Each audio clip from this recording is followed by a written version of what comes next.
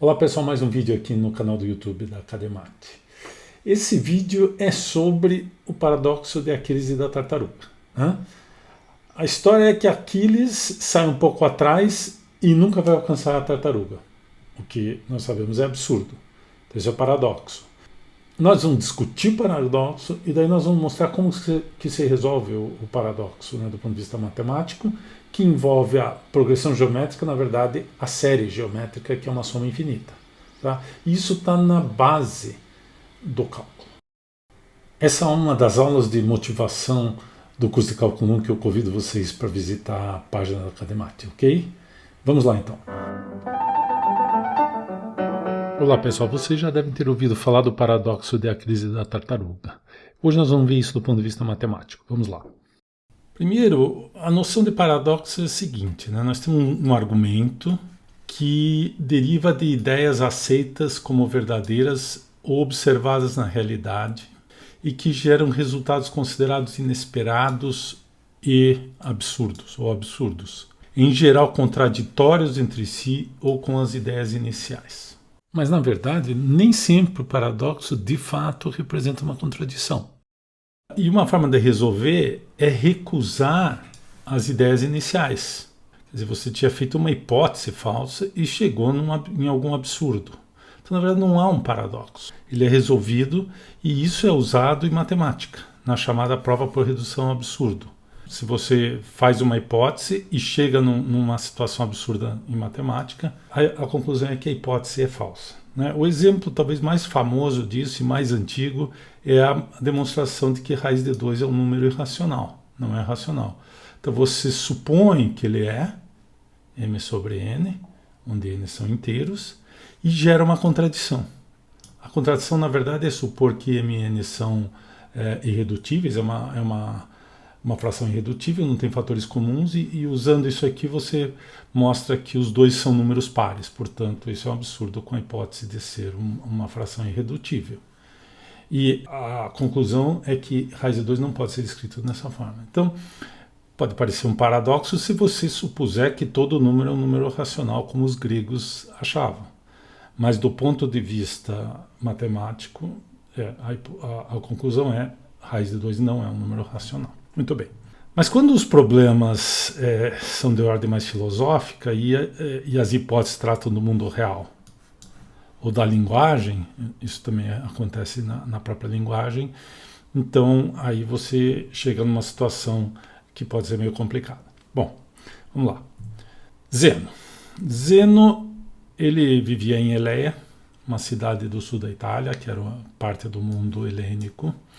Viveu mais ou menos nessa época, quinto século antes de Cristo, e foi um filósofo grego pré-socrático, ou seja, antes de Sócrates. A filosofia grega se divide antes e depois de Sócrates, discípulo de Parmênides. Bom, Parmênides advogava que nada se alterava no mundo, que a realidade seria imutável e eterna. Portanto, o movimento que percebemos como um fenômeno seria de fato uma ilusão. Muito bem. Então, para comprovar, entre aspas, as ideias do seu mestre, Zeno elaborou alguns paradoxos envolvendo o conceito de movimento. O paradoxo de Aquiles, ele questiona se Aquiles, o herói da guerra de Troia, correndo contra uma tartaruga, seria capaz de alcançá-la se fosse dada a ela uma vantagem.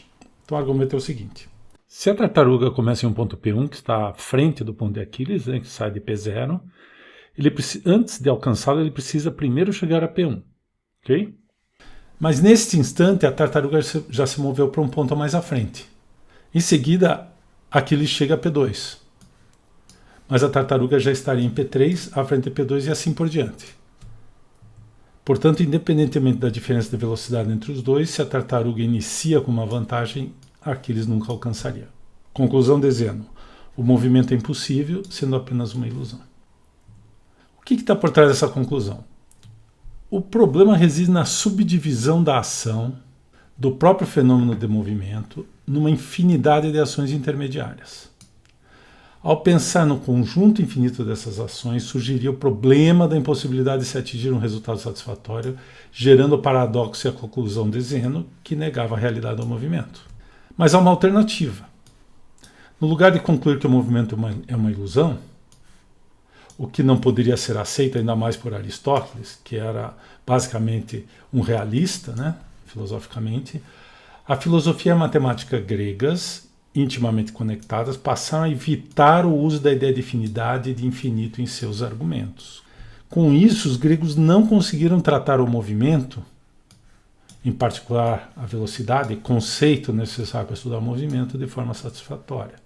Pois, como sabemos hoje, é necessário usar a ideia de limite que requer o uso da infinidade e de infinito em sua formulação.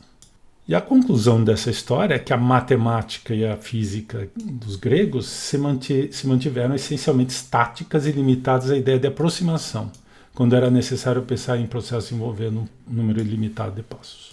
Então, a física basicamente trata de situações estáticas, o movimento não é tratado de forma satisfatória, e na matemática, a ideia é, quando você tinha uma infinidade de processos, de passos num processo, você, em geral, parava numa aproximação e dizia o valor está entre esse e esse, etc, etc. Bom, vamos resolver o paradoxo, né, com o que a gente sabe. A gente atribui a Aquiles, é um exemplo, poderia ser qualquer valor aqui, desde que fosse maior do que o da tartaruga, 10 metros por segundo de velocidade, o que é bem rápido, na verdade, dá 100 metros em 10 segundos, que é basicamente a velocidade dos nossos melhores corredores. E a tartaruga vamos dar metade disso, vai simplificar um pouco nossas contas, mas poderia ser 1 metro por segundo ou meio metro por segundo, qualquer coisa, no fim a análise é semelhante. E a gente vai dar 10 metros de vantagem para a tartaruga. Então, a nossa figura é essa situação inicial. Muito bem.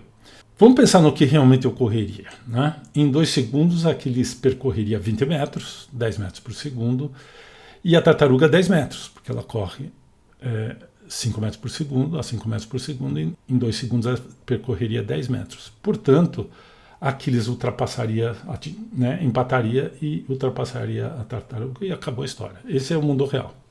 Ok, tempo de 2 segundos. Guardem esse número. Mas vamos seguir o argumento dizendo. Quando Aquiles percorrer os 10 minutos de vantagem, usando 1 segundo para isso, 10 metros por segundo, a tartaruga andou 5 metros. Está à frente de Aquiles a 10 metros da largada original. O tempo aqui foi 1 segundo. Para atingir esse novo ponto onde a tartaruga está, Aquiles precisaria de meio segundo percorrendo 5 metros.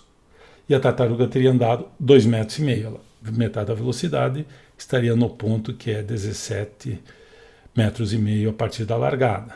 Então essa é a figurinha. Temos o primeiro período de tempo 1 segundo, o segundo período de tempo meio segundo. Portanto, o total desses dois intervalos seria 1,5 segundos. Vamos continuar. Para atingir o novo ponto, ali onde a tartaruga, Aquiles precisaria 1/4 de segundo agora. E para percorrer 2,5 metros, porque é 10 metros por segundo, e a tartaruga teria andado 1,25 m. Portanto, estaria no ponto 18,75 metros a partir da largada. Então, essa é a figura. Temos essa distância ali e mais 1/4 de segundo. Então, o total seria 1 segundo e 75 centésimos. E se a gente olhar, o que vai acontecer é que isso vai se repetir, só que cada vez um número menor, 1/2, 1/4, no próximo é 1/8.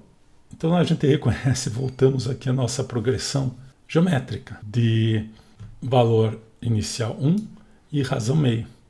E essa é a soma. Então esse aqui é o tempo depois de n passos do argumento dizendo. Né? Agora, essa soma, nós já vimos, quando n cresce arbitrariamente, ela tem este resultado. Quando a gente substitui o Q por 1/2, que é a razão aqui novamente, é a mesma do nosso estudo sobre o crescimento geométrico, a gente obtém os 2, que é o tempo 2 segundos. Então, o argumento de Zeno, aplicado ao nosso problema, ele na verdade só corresponde aos primeiros 2 segundos. A dificuldade deles era que eles dividiram o fenômeno físico, o movimento, numa infinidade de passos. Do ponto de vista matemático, não há nenhum problema em fazer isso. Do ponto de vista da filosofia, da física, há um problema. E a grande questão é que a modelagem matemática, ela pode ser desenvolvida e você tem que pensar que esse fenômeno físico, de fato, não existe essa decomposição no fenômeno físico. Você não decompõe o fenômeno físico numa infinidade de pequenas coisas. Ele simplesmente ocorre continuamente. É por isso que a gente introduz os números reais e trabalha com continuidade, porque elimina esse problema na matemática. E o modelo físico, que é o modelo do tempo à reta real, não tem esse problema de dividir em infinitos pedaços. Para modelar e fazer contas, etc., a gente pode fazer isso, mas no mundo real isso não está acontecendo. Isso é muito importante. Separação entre a modelagem e o fenômeno real. E a gente teria exatamente os 2 segundos necessários para Aquiles alcançar a tartaruga. E aqui tem o processo de limite, né, quando n tende a infinito. Então isso aqui é exatamente um exemplo em que essa expressão, esse tn, quando n tende a infinito, vai resultar em 2. Na próxima aula a gente vai falar sobre o jogo de xadrez infinito, onde a razão, em vez de ser meio, é 2. E aí a gente vai estudar os 2 casos juntos, na verdade, e mostrar esse limite, pelo menos numa primeira versão. Queria fazer aqui uma coisa que os gregos entenderiam. Veja, matematicamente eu acho que eles não teriam problema para entender isso aqui, que é uma visão geométrica dessa série geométrica, desse Tn. Você pega um retângulo de largura 1 e comprimento 2, e a gente vai dividindo ele pela metade. Então, o primeiro e o segundo corresponde a esse quadrado que é a metade do tempo total, que é 2, que é a área. Nós estamos falando de área. Aí pego metade de novo, pego metade. Vou dividindo cada coisa que sobra em metade. Então eu vou dividindo, vou parar aqui. E observem que o resto aqui é 1 sobre 128, que é exatamente o tamanho do último intervalo, no caso do tempo, da minha área nesse desenho. Portanto, quando eu dividir de novo, vai dar 1 sobre 256, vai sobrar 1 sobre 256. Então, o resto está indo junto com o que sobra da soma até esse ponto. É exatamente o tamanho do último trecho que eu adicionei. Isso aqui é parte do argumento para provar que isso aqui, a tendência é que o limite vai dar 2. A ideia é que nesse próximo vídeo a gente vai falar desse jogo de xadrez infinito, usar a lenda da criação do xadrez, para a gente mostrar a diferença entre ter a PG de razão meio e a PG de razão 2, e ver o que acontece com as somas. Ok? É isso aí, pessoal. Aguardo vocês. Até lá.